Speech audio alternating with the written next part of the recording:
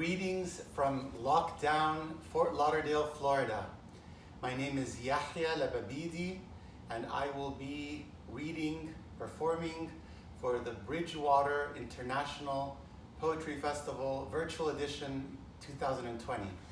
I'm going to be reading from my new book, Revolutions of the Heart, which features poetry and prose, and poetry that's in between prose, that deals with revolutions, literary, cultural, and spiritual. So the first poem is called The Light Keepers. Hope is a lighthouse, or at least a lamppost. Someone must keep vigil to illuminate this possibility. In the dark, a poet will climb narrow, unsteady stairs to gaze past crashing waves and sing us new horizons. Others, less far-sighted, might be deceived by the encroaching night, mistake the black for lasting, but not those entrusted with trimming wicks. Their tasks are more pressing, winding clockworks, replenishing oil. There is no time for despair when tending to the light.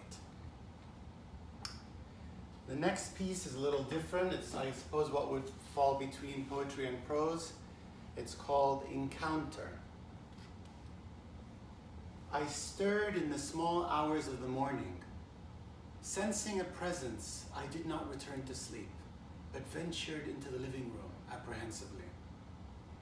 There by the balcony sat a familiar figure, cross-legged and reading in the semi-dark, with just the milky moonlight for company. I do not know how I knew, but I did. I recognized the intruder at once, with a mixture of dread and affection.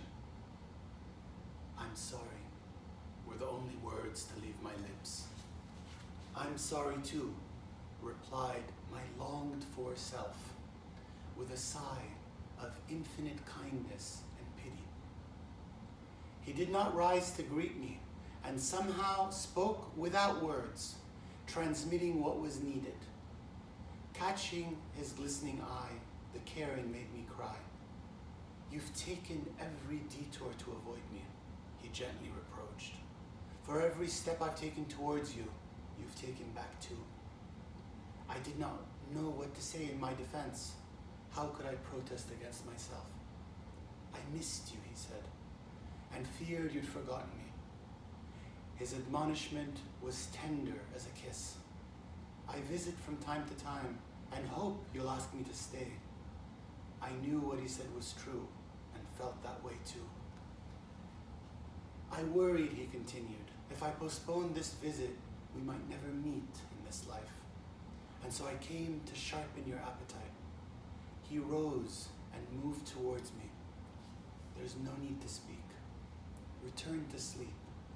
But when you rise, try to remember and to keep awake. Thank you, and be safe, and may poetry guide the way.